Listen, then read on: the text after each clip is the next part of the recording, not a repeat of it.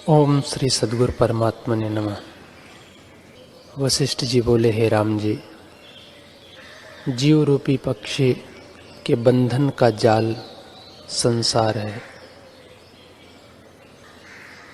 जब चित्त संबित आत्मसत्ता को त्यागता है तब दृश्य भाव को प्राप्त होता है, और जब चित्त उपजता है तब कलना रूप मल धारण करता है। वह चित्त बढ़कर मोह उपजाता है। मोह संसार का कारण होता है और तृष्णा रूपी विष की बेल प्रफुल्लित होती है, उससे मूर्छित हो जाता है और आत्मपद की ओर सावधान नहीं होता। ज्यों ज्यों तृष्णा उदय होती है त्यों तो मोह को बढ़ाती है। तृष्णा रूपी श्याम रात्रि अनंत अंधकार को देती है, परमार्थ सत्ता को ढांप लेती है और प्रलय काल की अग्निवत जलाती है। उसको कोई संहार नहीं सकता, वह सबको व्याकुल करती है।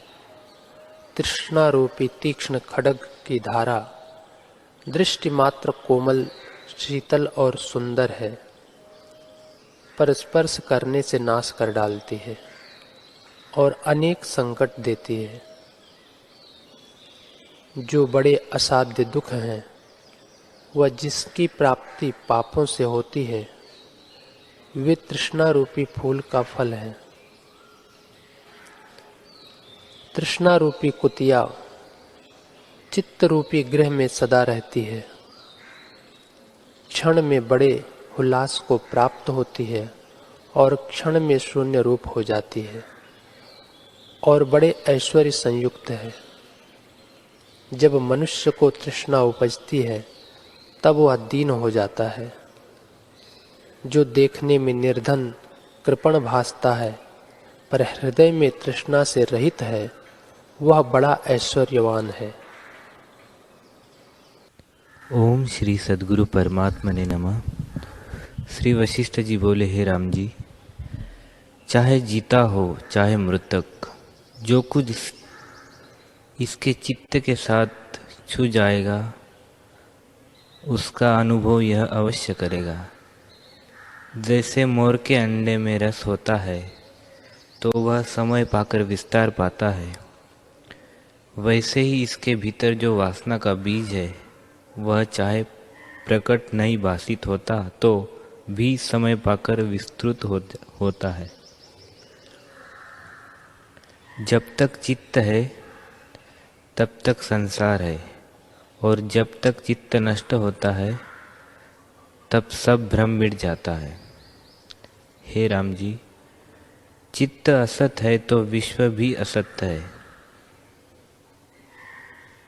जैसे आकाश में नीलापन भ्रम से दिखता है, वैसे ही आत्मा में विश्व का भ्रम है।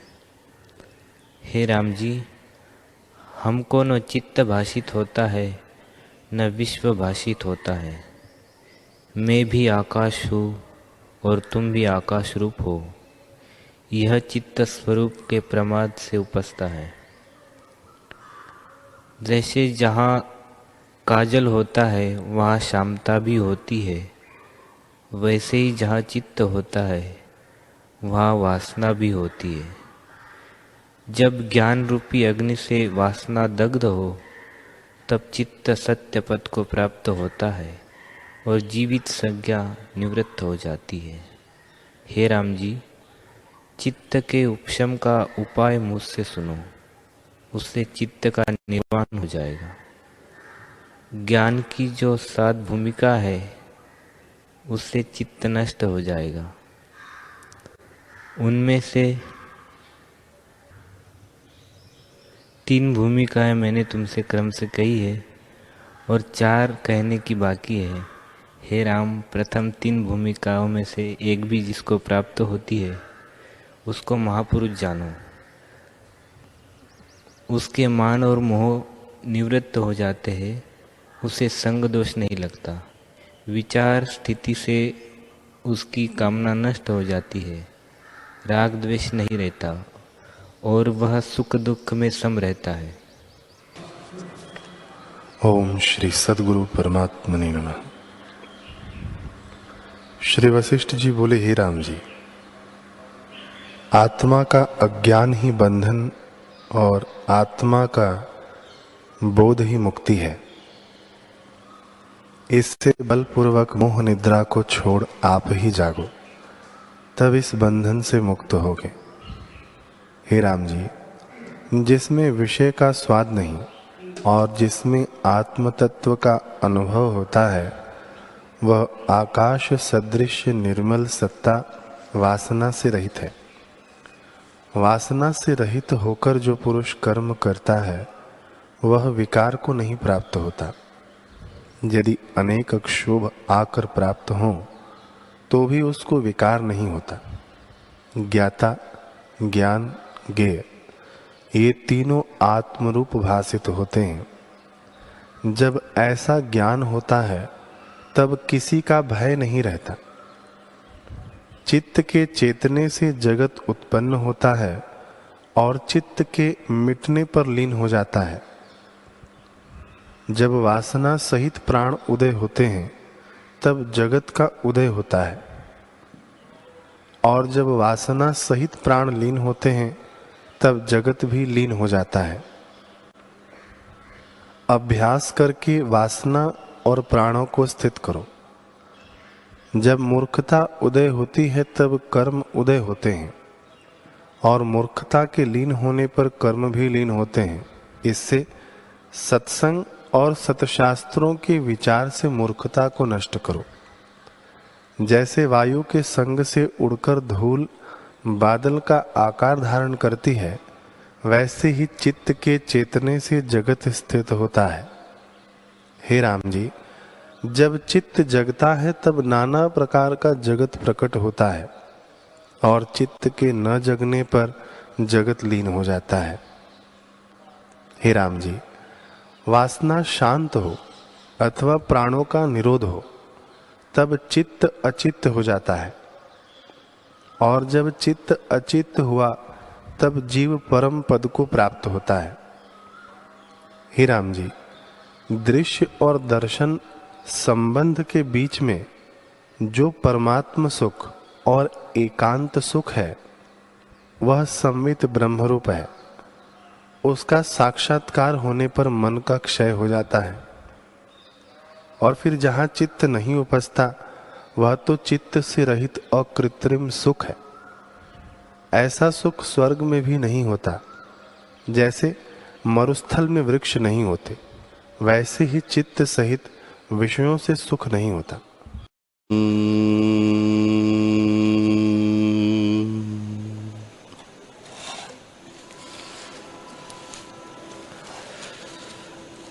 हरि ओम।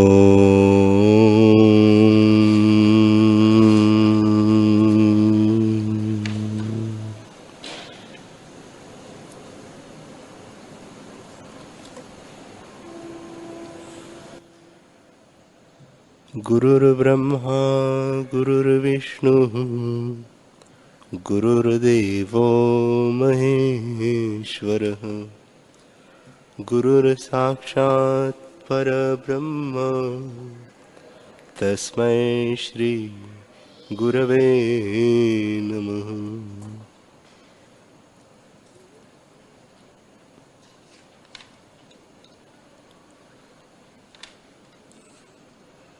श्री योग वासिष्ठ महारामायण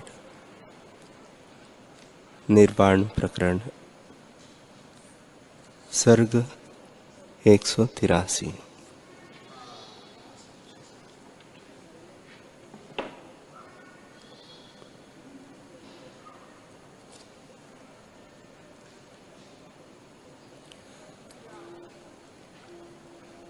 श्री वशिष्ठ जी बोले, हे रामचंद्र जी, चित्त के फुरने का नाम जगत है। जब चित्त बहिर्मुख होता है तब जगत रूप होकर भासित होता है और स्वरूप का अज्ञान होता है। जब अज्ञान होता है तब जगत ब्रह्म दृढ़ होता है। इससे इस जगत का कारण अज्ञान है। हे रामचंद्र जी, आत्मा के अज्ञान से जगत भासता है। जब आत्मज्ञान होगा तब जगत भ्रम निवृत्त हो जाएगा।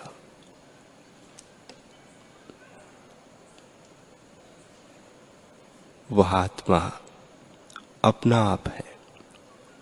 इससे आत्मपद में स्थित हो तब जगत भ्रम निवृत्त हो जाएगा। हे रामचंद्र जी, अज्ञान से इस जगत की सत्य प्रतीति होती है और उसमें जैसी जैसी भावना होती है वैसे ही रूप में जगत भासता है। हे राघव, जिस प्रकार जगत भ्रम सत्य होकर भासता है वह भी सुनो। जो अज्ञानी जीव है वह जब मृतक होता है तब मुक्त नहीं होता, बल्कि अज्ञान के वश जड़ पत्थर सदृश होता है, क्योंकि चेतन रूप है। हे रामचंद्र जी, जब मृत्यु होती है तब आकाश रूप चित्त में ही जगत फुराता है और अपनी वासना के अनुसार नाना प्रकार का होकर जगत भासता है एवं नाना प्रकार के व्यवहार रचना क्रिया सहित होकर भासते हैं। जीवों की कल्प पर्यंत सब क्रियाएं अंतवाहक होती है जैसी हमारी है। हे रामचंद्र जी, तुम देखो वह जगत क्या है, किसी कारण से तो नहीं उपजा। जैसे वह स्वप्न जगत कल्पना मात्र से सद्भासता है, वैसे इस जगत को भी जानो। हे रामचंद्र जी, यह जो तुमको स्वप्न आता है उसमें जो पुरुष और पदार्थ है वे भी सत्य है, क्योंकि ब्रह्म सत्ता सर्वात्मा है। हे रामचंद्र जी, प्रबोध होने से भी स्वप्न के पदार्थ विद्यमान भासते हैं। इसी से कहा है कि स्वप्न संकल्प और जागृत तुल्य है। जैसे आगे शुक्र ब्राह्मण के पुत्र इंद्र, लवण और गाधे का उदाहरण कहा है, इनको मनोराज्य भ्रम प्रत्यक्ष हुआ है। दीर्घ तपा को, जिसका उदाहरण आगे कहेंगे, प्रत्यक्ष स्वप्न हुआ है। प्रत्येक जीव की अपनी सृष्टि है, संकल्प अपना अपना है, इससे सृष्टि भिन्न भिन्न है, पर सबका अधिष्ठान आत्मसत्ता है। सब सृष्टि का प्रतिबिंब आत्मरूपी आदर्श में होता है और सब सृष्टि आत्मा का अनुभव है। जैसे बीज से वृक्ष उत्पन्न होता है और उस वृक्ष से और वृक्ष होते हैं, तो भी विचार से देखो कि बीज तो एक ही था और सब वृक्ष आदि उसी बीज से उपजे हैं। वैसे ही एक आत्मा से अनेक सृष्टियां प्रकाशित होती है, परंतु स्वरूप से भिन्न कुछ नहीं। जैसे एक पुरुष सोया है और उसको स्वप्न की सृष्टि भासती है, और फिर स्वप्न में जो बहुत जीव भासते हैं उनको भी अपने अपने स्वप्न की सृष्टि भासती है। हे रामचंद्र जी, जिससे आदि स्वप्न की सृष्टि भासती है वह पुरुष एक ही है। उसे एक ही में अनंत सृष्टियां चित्त के फुरने से होती है। वैसे ही आत्मसत्ता के आश्रय से अनंत सृष्टियां फुरती है, परंतु स्वरूप से कुछ हुआ नहीं। सब आकाश रूप ही है। जीवों को अपनी अपनी सृष्टि अज्ञान से भासती है। हे रामचंद्र जी, जीवों को अन्य की सृष्टि का ज्ञान नहीं होता। वे अपनी ही सृष्टि को जानते हैं, क्योंकि संकल्प भिन्न भिन्न है। कितनों के लेखे हम स्वप्नों के नर हैं और कितने हमारे लेखे स्वप्न के नर हैं। वे और सृष्टि में सोए हैं और हमारी सृष्टि उनको स्वप्न में दिखती है। तिनके लिए हम स्वप्न के नर हैं और जो हमारी सृष्टि में सोए हैं उनको स्वप्न में और सृष्टि भासित हुई है, वे हमारे स्वप्न के नर हैं। हे रामचंद्र जी, इस प्रकार आत्म तत्व के आश्रय से अनंत सृष्टि भासती है। जो जीव सृष्टि को सत्य जानकर विचरते हैं वे मोक्ष मार्ग से शून्य हैं। जैसे जो मनुष्य शयन करता है उसको स्वप्न में चित्त का परिणाम होता है, उसमें जो जीव होते हैं उनको फिर स्वप्न होता है, तब उनको अपनी अपनी सृष्टि भासती है, तो वह अनंत सृष्टि अनुभव के आश्रय होती है। वैसे ही एक आत्मा के आश्रय में जो असंख्य सृष्टियां फुरती है वे कई समान, कई अर्ध समान और कई विलक्षण भासित होती है, पर जीव अपनी अपनी सृष्टि को जानते हैं। जैसे एक घर में 10 पुरुष सोए हैं और उनको अपना अपना स्वप्न आवे, तब एक की सृष्टि को दूसरा नहीं जानता, वैसे ही यह सृष्टि भी और जीव को नहीं भासती, क्योंकि संकल्प अपना अपना है। जैसे पत्थर को पत्थर नहीं जानता, जो अंतवाहक शरीर योगेश्वर है उनको अनंत सृष्टियों का भी ज्ञान होता है। हे रामचंद्र जी, वास्तव में सृष्टि भी निराकार आकाश रूप है। जैसे सूर्य की किरणों में जलाभास होता है वैसे आत्मा में सृष्टि है, और जैसे रस्सी में सर्प भासित होता है वैसे ही आत्मा में सृष्टि भासती है। हे राघव, वास्तव में कुछ हुआ नहीं, सर्वदा सब प्रकार आत्मा ही अपने आप में स्थित है। जिनको आत्मा का प्रमाद हुआ है उनको जगत भासता है।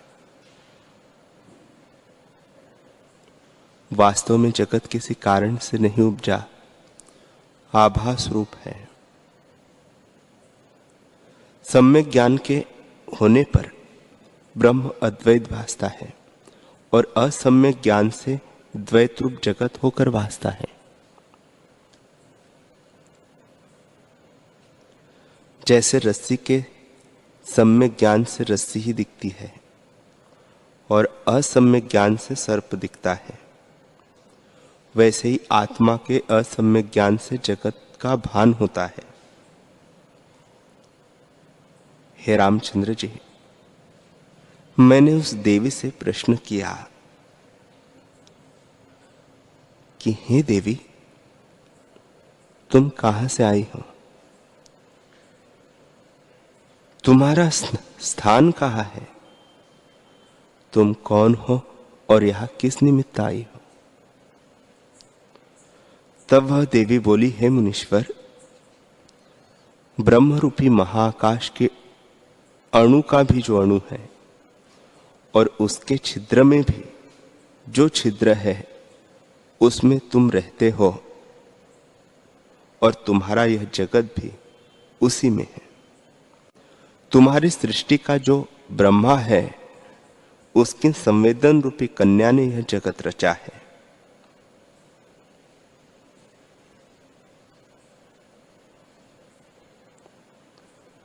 उस तुम्हारे जगत में पृथ्वी है और उसके ऊपर समुद्र है। जिससे पृथ्वी घिरी हुई है उसके ऊपर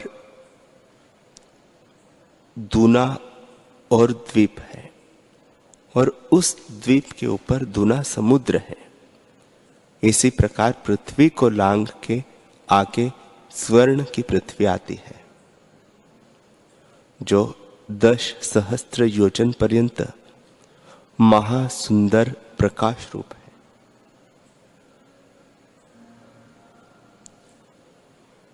उसने सूर्य चंद्रमा के प्रकाश को भी लज्जित किया है।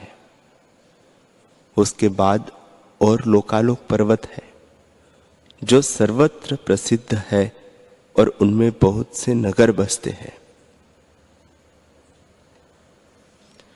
कहीं ऐसे स्थान है जहां सदा प्रकाश ही रहता है, जैसे ज्ञानी के हृदय में सदा प्रकाश रहता है। कहीं ऐसे स्थान है जहां सर्वदा अंधकार ही रहता है, जैसे अज्ञानी के हृदय में अंधकार रहता है। कहीं ऐसे भी स्थान है जहां प्रत्यक्ष पदार्थ मिलते हैं, जैसे पंडित के हृदय में अर्थ प्रत्यक्ष होते हैं। कहीं ऐसे स्थान है जहां पदार्थ नहीं मिलते, जैसे मूर्ख के हृदय में वेद का अर्थ नहीं प्रकट होता। कहीं ऐसे स्थान हैं जिनके देखने से हृदय प्रसन्न होता है, जैसे संतों के दर्शन से हृदय प्रसन्न होता है। कहीं ऐसे स्थान हैं जिनमें सदा दुख ही रहता है, जैसे अज्ञानी की संगति में सदा दुख रहता है। कहीं ऐसे स्थान हैं जहां सूर्य उदय नहीं होता। कहीं सूर्य चंद्रमा दोनों उदय होते हैं। कहीं पशु ही रहते हैं, कहीं मनुष्य ही रहते हैं, कहीं दैत्य और कहीं देवता ही रहते हैं। कहीं किसान रहते हैं, कहीं धर्म का व्यवहार होता है, कहीं विद्याधर ही रहते हैं, कहीं उन्मत्त हाथी है, कहीं बड़े नंदनवन है। कहीं ऐसे स्थान है जहां शास्त्र का विचार ही नहीं। कहीं शास्त्र के विचारवान हैं, कहीं राज्य ही करते हैं, कहीं बड़ी बस्तियां हैं, कहीं उजाड़ वन है, कहीं पवन चलता है, कहीं बड़े खात छिद्र है, कहीं ऊर्ध्व शिखर है जहां विद्याधर और देवता रहते हैं, कहीं मच्छ यक्ष और राक्षस है और कहीं विद्याधरी देवियां महामत्त रहती है। इसी प्रकार अनंत देशों और स्थानों की बस्तियां हैं। उस लोकालोक के शिखर पर 7 योजन का एक तालाब है, जिसमें कमल लगे हैं। सब और कल्प वृक्ष है और वहां के सब पत्थर चिंतामणि है। उसके उत्तर और एक स्वर्ण की शिला पड़ी है, जिसके शिखर पर ब्रह्मा, विष्णु और रुद्र बैठते और विलास करते हैं। उसकी शिला में मैं रहती हूं और मेरा भर्ता और संपूर्ण परिवार भी वही रहता है। हे मुनीश्वर, उसमें एक वृद्ध ब्राह्मण रहता है जो अब तक जीता है और एकांत जाकर सदा वेद का अध्ययन करता है।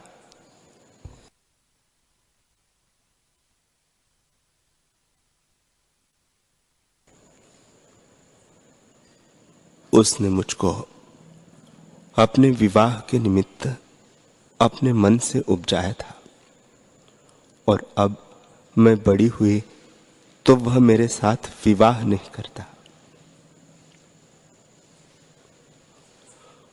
वह जब से उपजा है तब से ब्रह्मचारी ही रहता है और वेद का अध्ययन करके विरक्त चित्त हुआ है। हे मुनीश्वर, मैं वस्त्रों और भूषणों से युक्त हूं। चंद्रमा की नाई मेरे सुंदर अंग है और मैं सब जीवों को मोहने वाली हूं। मुझको देखकर कामदेव भी मूर्छित हो जाते हैं। फूलों की नाई मेरा हंसना है और सब गुण मुझ में है। महालक्ष्मी की मैं सखी हूं, पर मुझको त्याग कर वह ब्राह्मण एकांत में जाकर बैठा है और सदा वेद का अध्ययन करता है। वह बड़ा दीर्घसूत्री है। जब मैं उत्पन्न हुई थी तब वह कहता था कि मैं तुझको ब्याहूंगा, पर अब मैं यौवन अवस्था को प्राप्त हुई हूं तब त्याग कर एकांत में जा बैठा है।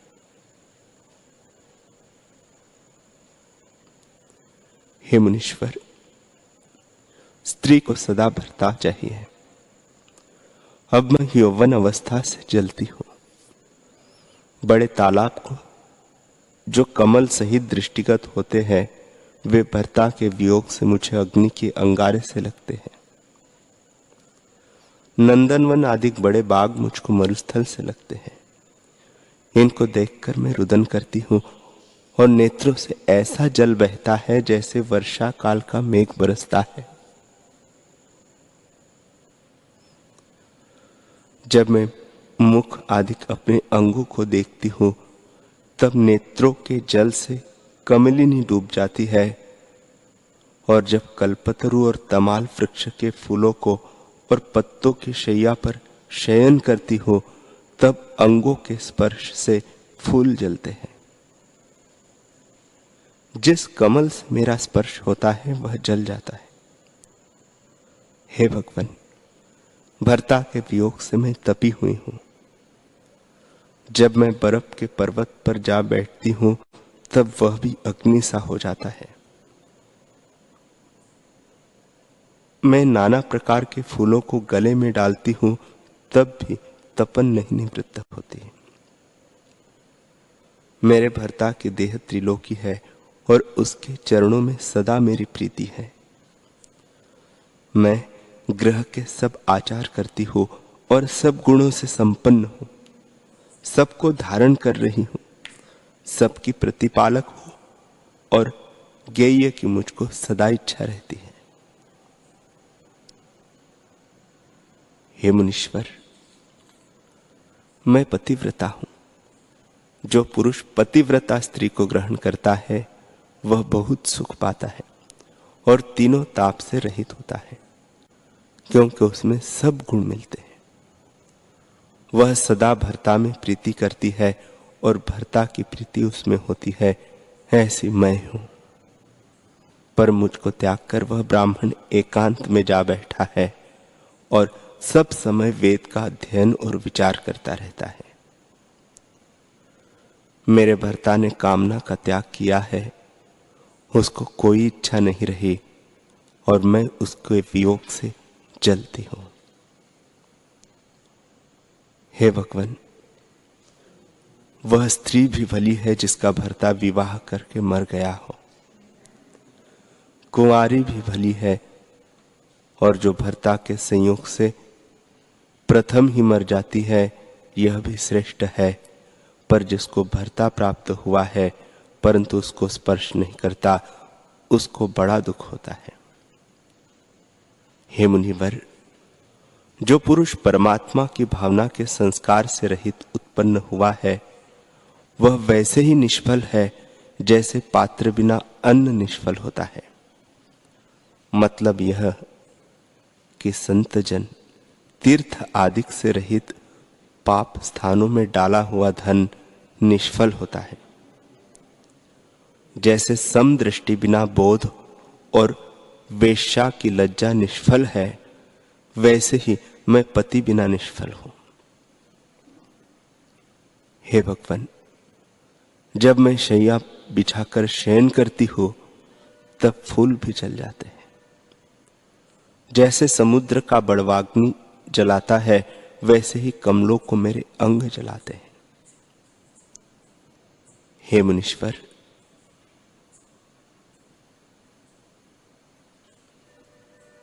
जो सुख के स्थान है वे मुझको दुखदायक है, और जो मध्य स्थान है वे न सुख देते हैं न दुख देते हैं। हे मुनिवर, इस प्रकार मैं तप करती फिरती हूं। अब मुझको भी भर्ता के वियोग से वैराग्य उपजा है।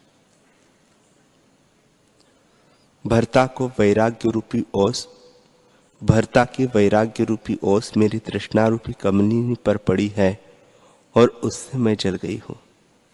इससे जगत मुझको नीरस लगता है। हे मुनिवर, यह जगत असार है, इसमें स्थित वस्तु कोई नहीं। इस कारण मुझको भी वैराग्य उपजा है। मेरा भर्ता स्वयंभू संसार से विरक्त होकर एकांत में जा बैठा है और वेद को विचारता है, परंतु आत्मपद को नहीं प्राप्त हुआ। वह मन को स्थिर करने का उपाय करता है, परंतु अब तक उसका मन स्थिर नहीं हुआ। सब ऐषणाओं से रहित होकर वह शास्त्र को विचारता रहता है, पर आत्मा का साक्षात्कार उसे नहीं हुआ। मुझको भी वैराग्य उपजा है। अब हम दोनों वैराग्य से संपन्न हुए हैं और परम पद पाने की इच्छा हुई है। शरीर हमको निरस हो गया है। जैसे शरतकाल की बेल निरस होती है, इस कारण मैं योग की धारणा करने लगी हूं। यह शक्ति अब मुझको उत्पन्न हुई है कि आकाश मार्ग को जाऊं और आऊं। योग धारण से आकाश पर उड़ने की भी शक्ति हुई है और सिद्ध मार्ग की धारणा से सिद्धों के मार्ग में भी आती जाती हूं, परंतु अर्थ कुछ सिद्ध न हुआ, क्योंकि पाने योग्य आत्मपद नहीं प्राप्त हुआ, जिसके पाने से कोई दुख न रहे। अब मुझे निर्वाण की इच्छा हुई है। मैंने सिद्धों के गण, देवता, विद्याधर और ज्ञानियों के बहुत स्थान देखे हैं, परंतु जहां गई वहां सब तुम्हारी ही स्तुति करते हैं कि वशिष्ठ आत्मज्ञान के द्वारा अज्ञान को निवृत्त करते हैं।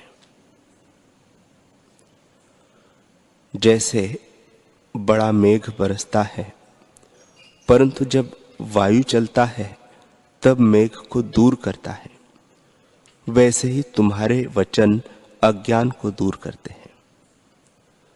जब ऐसे मैंने तुम्हारी स्तुति सुनी, तब मैंने इस सृष्टि में आने का अभ्यास किया और धारणा के अभ्यास से तुम्हारी सृष्टि में आई हूं।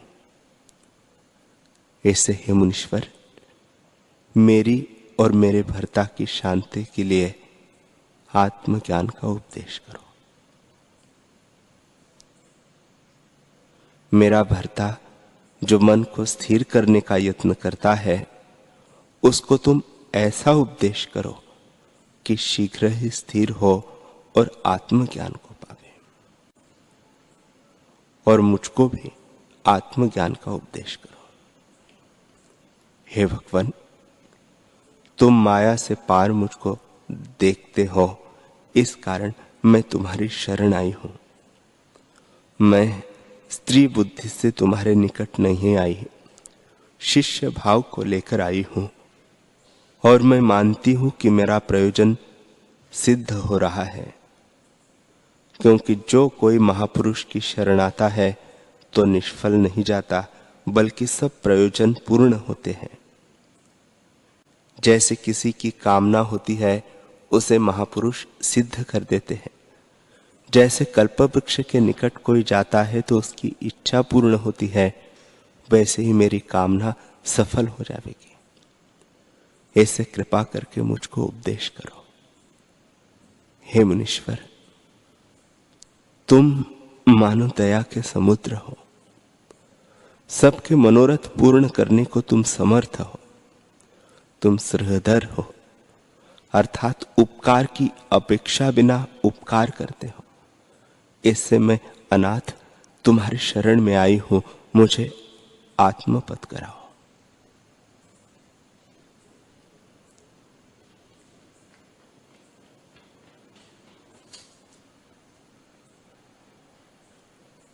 हरि ओम।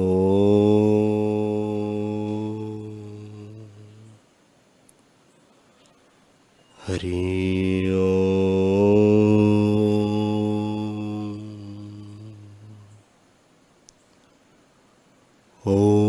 सहना भवतु सहनौ भुनक्तु सह वीर्यं करवावहै तेजस्विनावधीतमस्तु मा विद्विषावहै। ओम शांति शांति शांति। श्री सद्गुरुदेव भगवान की जय।